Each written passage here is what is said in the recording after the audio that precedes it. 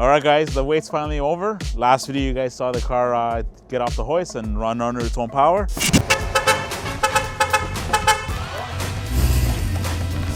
Slav's about to just take it for a drive right now just to see how it is, and then on the dyno she goes to make some power.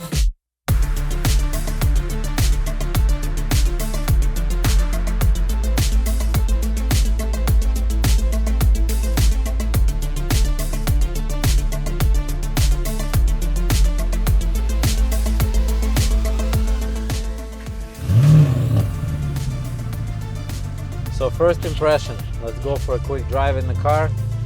It's not really tuned yet for the setup. I'm still driving it on the old tune that I did last year for these turbos and the old manifolds, no port injection, nothing. We had a small issue with the port injection rails. The brackets are not very strong, so I asked Modelworks to make me revised version of those, which are supposed to come in on November 1st in a few days, and we'll install them, and then we can finally put the car on the dyno. But in the meantime, I've just been driving it around, breaking in the clutches, breaking in the motor, kind of seeing how the turbos spool, and I'm pleasantly impressed, to be honest. So comparing to the setup from last year with the stock motor, off boost, the higher compression pistons caused this car to be a lot more responsive. Lighter throttle and moderate throttle application, it just picks up and goes right away. As far as boost and spool, so we start really getting into boost, I'd say right around like 2,500 RPM, 3,000, 4,000. Like 4,000, it's already making a decent amount of boost. Whereas last year, or with the previous setup, I should say, it was probably not hitting anything until about 5,500-ish. So way better, more responsive. Shifts with the new clutches are crisp,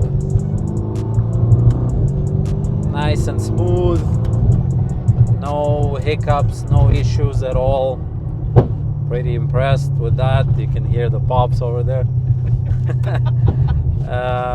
It's pretty good. I think the car will be really quick once it's all tuned and it's running an E-blend, whatever we're gonna do, E40, E50.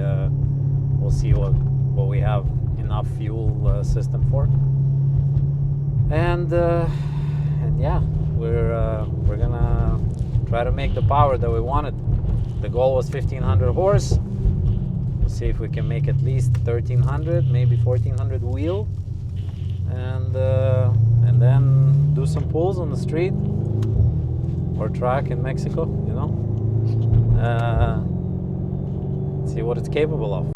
Okay guys, we gotta stop the AMG GT63 to show you something really crazy about this McLaren that we got. The customer towed it in and it was idling very rough, misfiring, couldn't figure out what was going on, so we performed diagnostics on it, we did a smoke test, and we found that there was one pipe underneath the intake manifold right down there that was leaking. Come over here, let me show you what we found.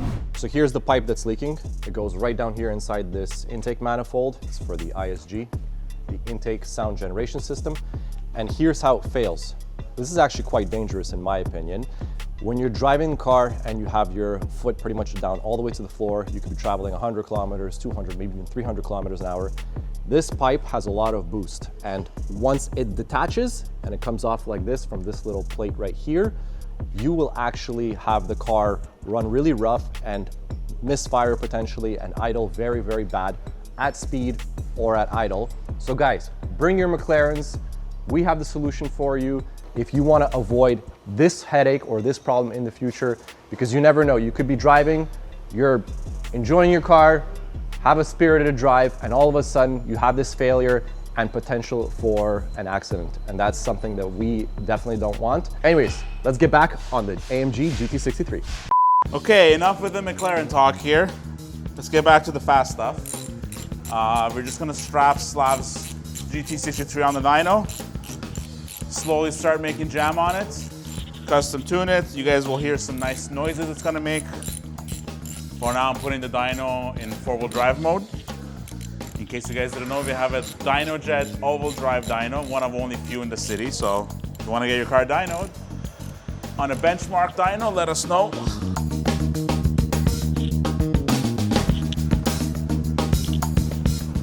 Time to dyno the GT.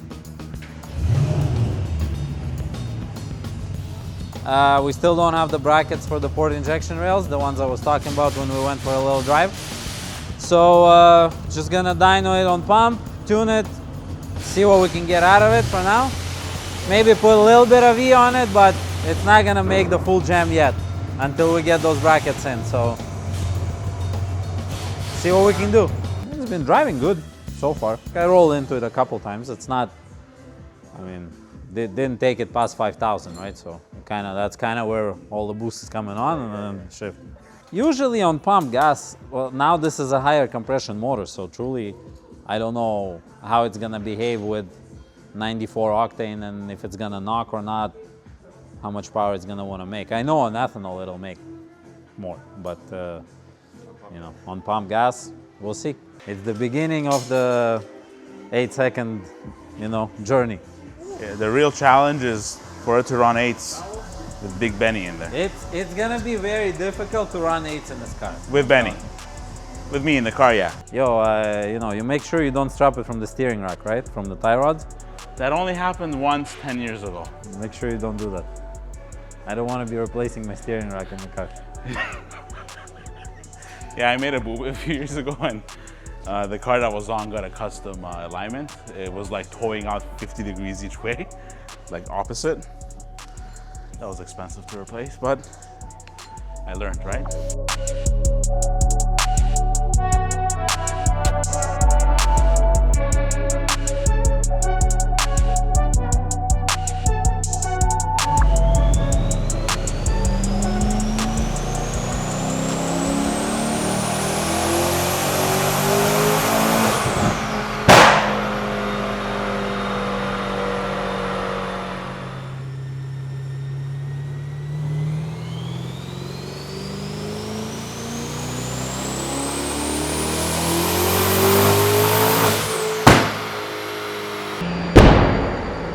Just did a initial baseline pull, pump gas, lowest map in the ECU.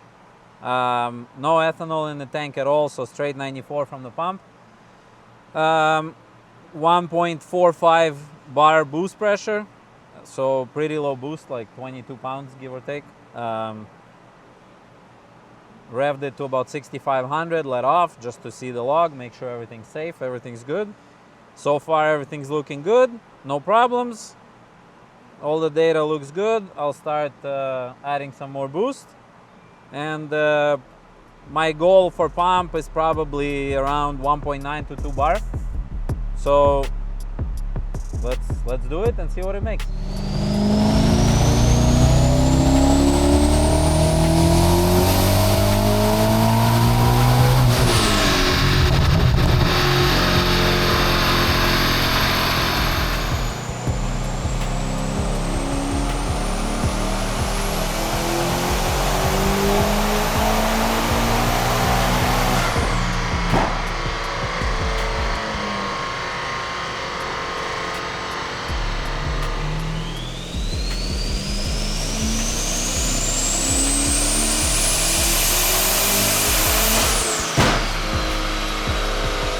Had a boost cut. Yeah. But you see how much faster the spool is? Here, you still have the fault for the engine mount? The what? For the engine mount. No, what about it? Well, there was a fault, remember? Maybe, I don't know. The engine is about if I can get out. Oh, really? Shit. Yeah. That's not good.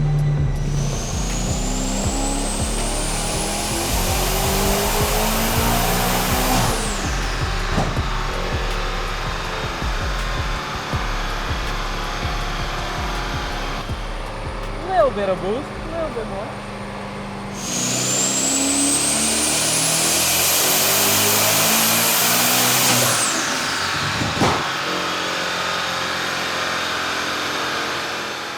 Okay guys, so we just finished our dyno pulls on E47, DI only, no port injection yet, and the car made 1147 wheel horsepower and 920 foot-pounds at the wheels. Spent the better half of the day just working on spool. We were able to improve that quite a bit and quite happy with the results. As you can see, we were able to shift the power band over to the left by about 300, 400 RPM or so, which is pretty good for a car that's going to be driven on the street. Since we've changed the exhaust manifolds on it, I'm able to run more boost. The turbo shaft speed is not as high. It's like significantly lower than what it was with the other manifold design. And the EGTs are also very manageable. It's staying under 900 Celsius, like at full boost at the very, very end, top of fourth. So overall, pretty good. I'm pretty impressed with the way things are working out. The Wagner intercooler, amazing. The intake temps go up like 1.5 to 3 Celsius from the beginning till the end of the pool, which is great. Definitely not the case with the stock intercooler. Model Works manifolds holding up pretty good, other than the issue with the brackets for the port injection rails, but other than that, working out pretty good. No issues, no leaks, no problems. Boost control works great. You can see on the graph how smooth the power curve is on it. If there was something that I would have tweaked, is maybe go with a slightly different combo of a compressor and turbine wheels to improve spool a little bit. But power-wise, I think up top with the 3 bar of pressure that we're planning to run, we're probably gonna be around 1250 at the wheels with enough fuel. That's kind of what I'm thinking based on what I see in the logs right now and how much boost we're running. Change the compressor wheel maybe a little bit and change out the turbine wheel. So probably the only 2 things that I would change. I mean, I'm happy with these numbers. It's still 1150 wheel. We hit 1200 wheel yesterday, but the Lambda was a little bit leaner that I would like and feel comfortable with, so I had to richen it up. And obviously when you do that, the demand is higher from the fuel system and you'll run out of fuel earlier, which is exactly what happened. So yeah, for now, this is what it is. Hopefully we get all the parts that we're missing next week and we'll film another episode of us installing it, car going back on the dyno, and try to get closer to the 1300 wheel that we want to get, which is around 1500 horsepower at the motor.